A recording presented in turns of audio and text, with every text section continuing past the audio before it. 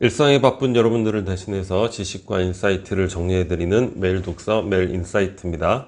오늘은 홀로서기 심리학 이 책에 대해서 한번 살펴보도록 하겠습니다. 이 책을 처음 접했을 때 제가 학창 시절에 읽었던 서정윤 시인의 홀로서기라는 그 시가 딱 생각이 났습니다. 제목이 똑같죠. 홀로서기. 그 시의 첫 구절에 이런 문장이 있거든요. 둘이 만나 서는 게 아니라 홀로 선 둘이가 만나는 것이다. 학창 시절에 읽었으니까 당시에 가족 관계, 특히 우정 이런 것들에 대해서 고민이 많을 때잖아요. 그런 종류의 인간관계에 대해서, 그런 관계에 있어서 놀라운 어떤 사고의 전환을 마련해 준 식구가 바로 이 문장이었던 것 같아요. 둘이 만나서 서는 게 아니라 홀로선 이런 둘이가 만나는 것이다. 이 책의 전체적인 내용도 이 문장과 일맥상통합니다. 우리가 살아가면서 부딪히는 여러 가지 관계, 상황에 있어서 그 속에 얽혀 들어가는 게 아니라 홀로서기, 그것을 통해서 그러한 문제들을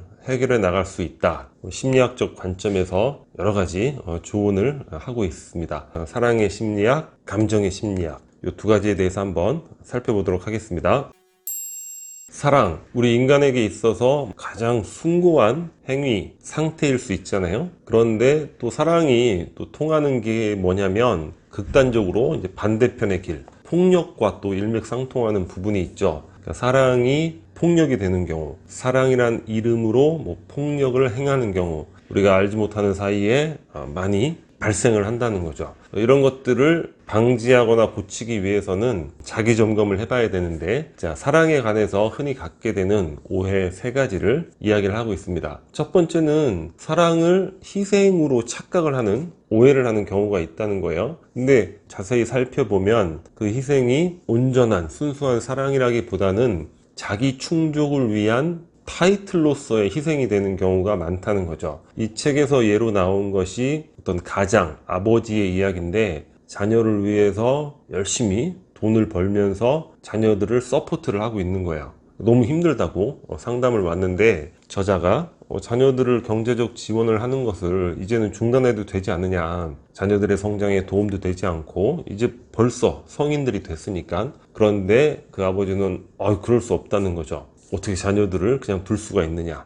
그런데 오히려 그거는 자녀의 성장에 플러스가 아닌 마이너스가 될 수 있다. 이렇게 저자는 이야기를 하고 있습니다. 이런 부분들이 실제 사랑이라고 이야기를 하고 있지만 결국에는 좋은 아빠, 좋은 가장이라는 어떤 자기 이미지, 자기 충족을 위한 타이틀로서의 희생일 뿐이다. 그리고 결국 이런 것들은 어떤 것으로 귀결이 되냐면 생색으로 귀결이 됩니다. 내가 너를 위해서 내 모든 걸 희생을 했는데, 그리고 어떻게 되죠? 요구가 되는 거야. 자, 너희들도 이제 나에게 되돌려 줄 때가 됐어. 이렇게 나오게 되는 거죠. 아주 온건한 예를 든 것 같아요. 근데 이보다 훨씬 더 정도가 심하거나 극단적인 예, 우리 주변에서 많이 찾아볼 수 있죠. 두 번째는 의존인데, 사랑하는 상대에게 자기를 전적으로 의존하는 경우 굉장히 많죠. 이거는 뭔가 남녀의 연애 관계에서 많이 나타나는 것 같아요. 내가 힘들고 아플 때 나를 온전히 받아줄 수 있는 사랑.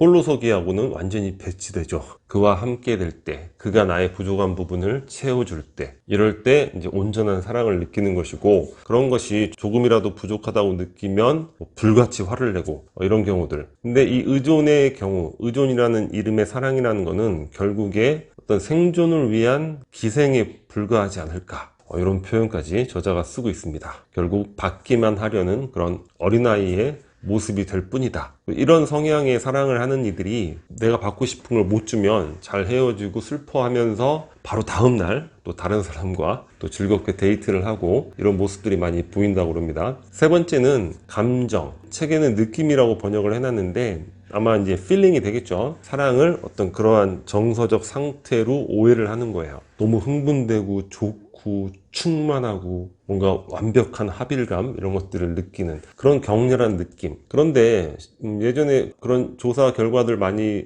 살펴봤었는데, 그런 격렬한 감정은 짧게는 한 달 정도, 아무리 길어야 거의 제 기억에 1년이 넘지 않는다, 이런 결과가 있었던 것 같아요. 근데 이거는 우리가 쉽게 상상해 볼 수 있죠. 그런 격렬한 감정들, 그게 과연 뭐 몇 년씩, 우리 부모님들 봐도 그게 몇 년씩 갑니까? 뭐 길어야 1, 2년 이내에 없어지는 거죠. 그런 것만이 사랑이라고 한다면 이 세상에 온전한 사랑이 존재할 수가 없겠죠.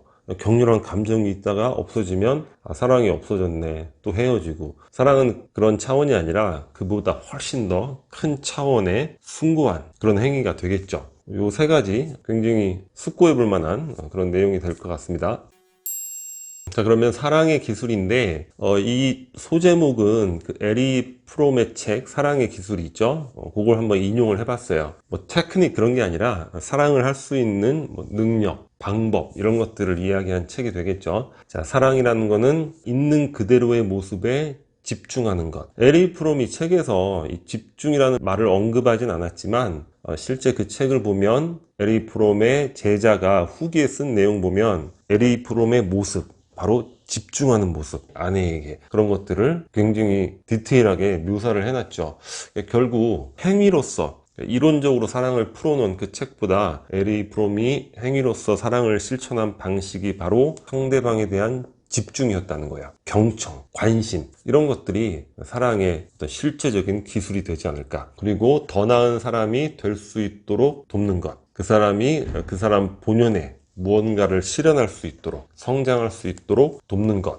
그것이 바로 사랑이라는 것이고, 자, 구체적인 기술들 어떤 것들이 있을까? 자, 둘도 없는 친밀감 이런 것들이 뭐 당연히 사랑에 필요하겠죠. 근데 또 중요한 게 적절한 거리감이 필요하다는 거예요. 이게 바로 홀로서기 심리학이 될 것이고 진정한 의미에서의 사랑이 되겠죠. 그리고 독립성과 개성을 존중하면서도 뜨거운 관심을 유지하는 것. 관심, 집중, 경청. 자, 독립성과 개성을 존중하는 건 굉장히 중요한 거죠. 인간은 자기 뜻대로 살지 못하면 차라리 죽음을 택할 정도로, 그래서 뭐 자살하는 자녀들도 많다는 거예요. 부모의 억압 속에서. 그런 게 바로 인간의 본성이기 때문에 사랑이란 이름으로 억압하고 그러면 안 된다는 거죠. 독립성과 개성을 존중하고 다만 뜨거운 관심을 유지할 수 있어야 된다는 것이고, 또 우리가 이해해야 될 거, 집착할수록 둘도 없는 친밀감, 완벽한 합일감을 위해서 집착할수록 더 멀어지는 그런 사랑의 역설을 이해해야 한다는 거죠.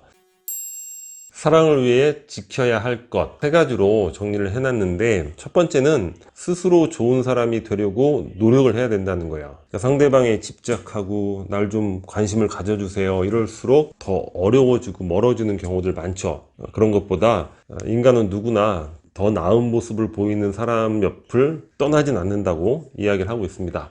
그러니까 상대에게서 내 부족한 걸 채우려고 기대하고 실망하고 막 다투고 이런데 에너지를 쏟지 말고 스스로가 더 좋은 사람이 되어야 되겠다. 왜? 사랑하는 상대방을 위해서. 두 번째는 사랑하는 사람을 함부로 재단하면 안 된다는 거예요. 아까 말씀드렸듯이 상대방을 하나의 그 만들어진 타인, 타라불에게 이야기한 개념인데, 만들어진 타인과의 연극을 그만두어라. 머릿속에 의식 속에 생겨진 이미지를 가지고 설정해 놓고 그 사람을 속박해서는 안 된다는 거죠. 그러니까 함부로 잔소리하고 넌 원래 이래야 되고 넌 원래 이런 사람이고 그럴 줄 알았어 뭐 이런 식의 그런 모습들 절대 안 된다고 이야기를 하고 있습니다. 세 번째는 사랑할수록 예의를 갖추세요 이렇게 이야기를 하고 있어요. 자율성을 침범하지 말아야 되고 말과 행동에 있어서도 예의를 갖춰야 된다는 거죠. 그럼으로써 상대방과의 사랑을 더욱더 가꾸어 나갈 수 있다 이렇게 이야기를 하고 있습니다. 이 세 가지 중에서 물론 당연히 두 번째, 세 번째는 기본적인 에티켓이 되겠죠. 뭐 사랑뿐만이 아니라 하더라도 개인적으로는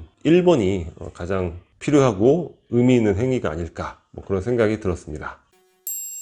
홀로서기를 위한 감정 다루기. 감정에 대한 이야기는 최근에 많이 이야기를 나눴던 것 같아요. 첫 번째 중요한 게 감정이 퇴도가 되면 안 된다. 이게 바로 어른이 되었는가 아닌가를 판단할 수 있는 기준이 된다. 이 책에도 이 부분을 굉장히 강조를 하고 있습니다. 자, 그러려면 어떤 방식이 있느냐? 첫 번째는 자기의 감정을 이제 관찰을 하라는 거예요. 이 감정이 도대체 뭐지?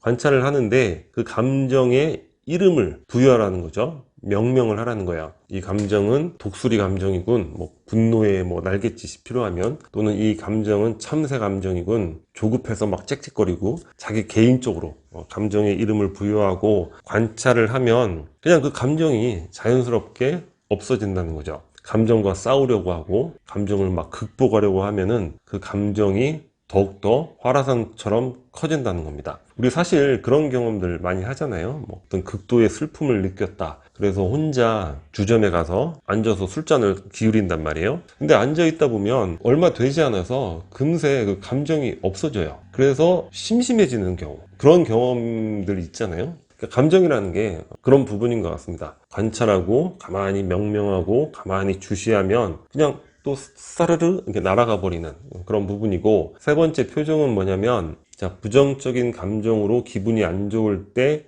극복할 수 있는 방법, 이 저자가 몇 가지를 나열하고 있는데, 제가 인상적이었던 건 뭐냐면 표정을, 이렇게 미소를 지어보라는 거예요. 그러면 이 신체의 변화에 따라서 감정도 따라서 변한다고 합니다. 제가 몇 번 실천을 해봤는데 아주 효과가 있는 것 같아요. 뭔가 부정적 감정 이런 것들이 있을 때 표정을 미소 짓는 표정으로 이렇게 유지를 해보면 또 감정을 쉽게 날려보내는데 도움이 되지 않을까. 참고로 요즘 감정에 대해서 이야기를 많이 하다 보니까 떠오른 생각인데, 예전에 어떤 스님이 득도를 한 거예요. 깨달음을 얻은 거죠. 근데 그 과정에서 무슨 얘기를 했냐면, 내 속에 내가 아닌 것, 그러니까 감정을 의미를 하겠죠. 그게 이미지로 표현을 어떻게 했냐면, 뱀이 또아리를 틀고 있다. 내가 아닌 무언가 다른 것이 내 속에 또아리를 틀고 있다는 것을 깨닫는 순간 득도를 했다는 거죠. 그리고 뭐 진정한 자아를 이야기하는 것이고, 우리말로 이제 참나 그러겠죠. 이런 것들도 추구하고 깨달으려고 하는 분들 많이 있죠. 이런 분들이 바로 감정이 내가 아니라 그냥 나에게 와서 지나가는 뭐 손님, 아니면 뭐 외부적인 그냥 바람, 뭐 이런 것일 뿐이다. 뭐 그런 것들을 깨닫는 것이 아닐까, 그런 생각이 들었습니다. 많은 책에서 이제 감정에 대해서 이야기를 하고 있고, 묘한 느낌이 많이 들었어요. 그래서 이런 감정이라는 것이 과연 실체가 무엇인가, 그런 것들도 이런 개념들을 통해서 다시 한번 생각해 보시면 여러분들이 감정을 대하는데도 어느 정도 도움이 되지 않을까, 그런 생각이 듭니다. 자, 오늘 영상은 여기서 마치도록 하겠습니다. 캐리커처 구독 버튼이고요. 구독과 좋아요 많이 부탁드리겠습니다. 감사합니다.